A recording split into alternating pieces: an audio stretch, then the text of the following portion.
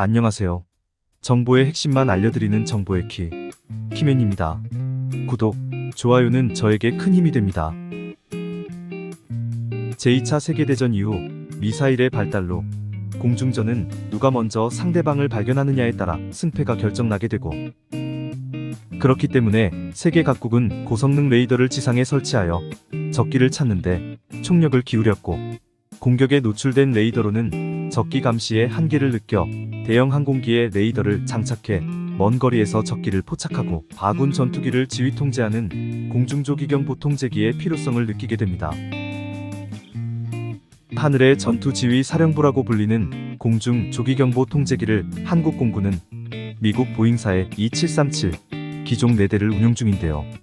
한국 방공 식별구역 확장 등에 따라 추가 도입이 필요하다는 공군의 소요제기가 계속되면서 공중조기경 보통제기를 늘리려는 움직임이 예전부터 있어왔고, 지난 2020년 6월 방사청이 공중조기경 보통제기 2대씩을 구매하는 항공통제기 2차 사업을 추진하면서 본격 시작됩니다. 국방위 예산 심사보고서에서 2대는 부족하고 4대를 구매하는 것으로 최종 결론이 나면서 우리 공군은 360도 감시와 전 후방 감시 능력이 뛰어난 E737을 유력 후보 기종으로 꼽게 됩니다. E737은 미국 노스럽 그루만이 만든 토페트 다기능 위상 배열 레이더가 장착되어 360도 탐색과 특정 지역 집중 감시 능력을 갖추고 있는데요. 하지만 문제는 가격입니다. 코로나로 인한 공급망 악화 등이 겹치면서 E737 대당 가격은 8천억에서 9천억 원에 달하며, 공중조기경 보통제기를 추가 도입하려면 경납고를 비롯한 여러 부대 시설도 확보해야 하는 등 총 사업비가 당초 예상을 크게 웃돌게 되어 카이가 독자 개발하는 방향으로 검토되고 있습니다.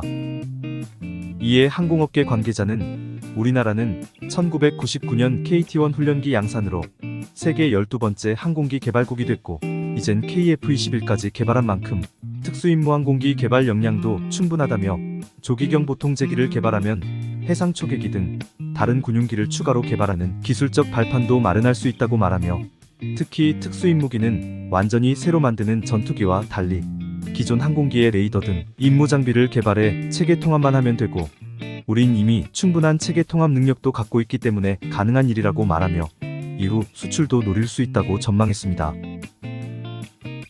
솔직히 숨겨왔던 잠재력인지 뭔지는 몰라도 우리나라 항공기술력이 갑자기 비약적으로 발전하면서 어디까지 만들 수 있는지는 이제 우리 자신들도 모르는 것 같습니다.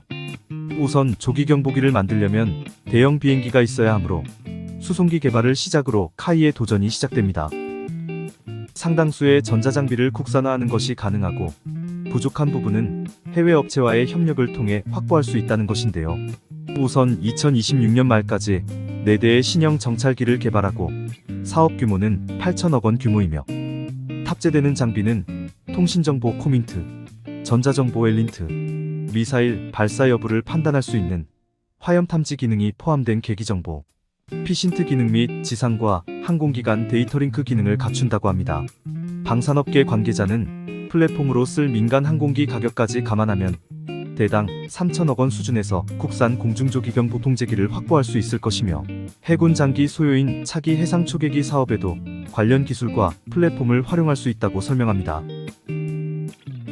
우리나라 항공모함 계획에도 공중조기경보기는 엄청 중요한데요.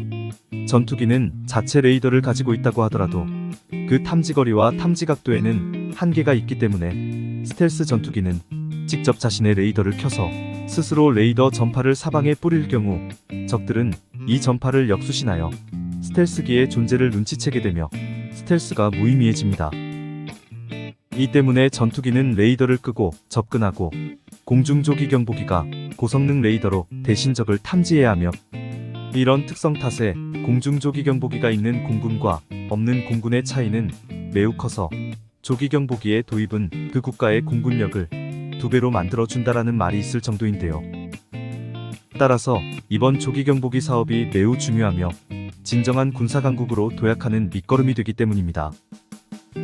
일본은 1979년 미그 25망명 사건으로 긴급 조달로 총 13기를 구매하였고, 2014년 중기 방위력 정비 계획에 맞춰 2018년까지 4기의 E2D를 구매하였으며 2019년 방위 예산안에도 E2D 2기에 대한 추가 구입 예산이 반영되어 총 18기가 됩니다. 또한 중국은 일찌감치 독자 개발을 성공했는데요. 최근 중국 동부 안후이성에서 추락한 공군기가 중국이 독자 개발한 공중조기경 보통제기였던 것으로 밝혀졌고, 특히 이번 사고로 항공전자공학 전문가 35명이 몰살해 중국의 공중조기경 보통제기 개발이 큰 타격을 입게 됐는데요.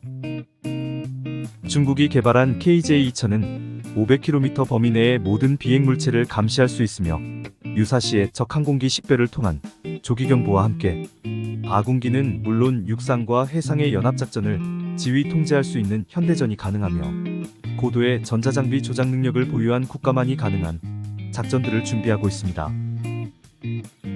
중국이 그동안 대만 해협에서 대만과 무력 충돌할 경우 공군력에서 우위를 점하기 위해 공중조기경 보통제기를 개발하기 위해 총력을 펴왔고, 중국이 대만을 무력으로 통일하려고 한다면 공중조기경 보통제기를 보유하는 것은 필수적이고, 중국이 대만 해협을 24시간 감시하려면 총 8대가 필요합니다. 한편 러시아는 차세대 공중조기경 보기로 미국에 도전장을 냈는데요.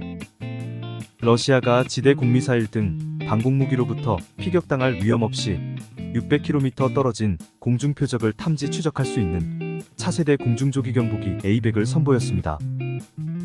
A100의 핵심으로 기체 상부에 설치된 베가 프리미어 A4 레이더는 회전하면서 5초마다 탐지 정보를 업데이트하며, A100 A4 레이더는 적 항공기와 미사일 등 공중 표적은 600km까지, 함정 등 해상 표적은 400km까지 각각 동시 탐지와 추적이 가능하고, A100은 광대역 위성 통신 안테나와 대용량의 디지털 전술 워크스테이션도 갖췄고, 자체 방어 체계도 뛰어나서 적의 탐지를 차단하기 위한 전파 방해와 레이더를 교란하도록 설계된 A100은 지원기의 도움 없이도 지대 공미사일 등 적의 방공무기 위협으로부터 자체적으로 방어할 수 있는 능력을 갖췄습니다. 우리의 우방국인 미국은 천조국답게 어마어마합니다. 미 해군과 미 해안경비대에서 운용 중이며, 미 해군은 78기의 E2C, E2D를 운용하고 있으며 추가로 45기의 호크아이가 인도됩니다. E2는 노스롭 그루먼사가 제작한 미 해군 함재용 조기경 보통제기이며 별명은 매의 눈이라는 뜻의 호크아이입니다. E737은 보잉과 노스롭 그루먼사가 공동 개발한 공중조기경 보통제기이며 메사 레이더라고 불리는 전자식 신형 레이더 장비가 특징이며, 회전 접시형 레이더보다 신뢰성이 향상되었고 전력 소비량도 더 줄어들었다고 하며 360도 모드에서 최대 481km까지 탐지 식별할 수 있고, 집중조사 모드에서는 레이더 시야가 30도로 제한되지만 탐지 거리는 최대 740km로 늘어나며 피스아이라 불립니다. 우리나라도 피스아이를 4대 보유하고 있으며 이번 조기경보기 개발 사업도 결국 피스아이를 카이가 만든다는 말이나 다름없는 것입니다. 앞에서 말했듯이 우리 기술력이 어디까지 발전했는지 이번 기회에 가름할 수 있는 척도가 될 것이며, 그동안 묵묵히 고생하신 연구진과 개발자분들의 노력으로 일궈낸 KF-21처럼 거뜬히 성공할 것입니다. 우리들의 관심과 응원이 자주 국방과 군사강국으로 가는 지름길이 됩니다. 정보의 핵심만 알려드리는 정보의 키맨이었습니다. 구독과 좋아요는 저에게 큰 힘이 됩니다. 시청해주셔서 감사합니다.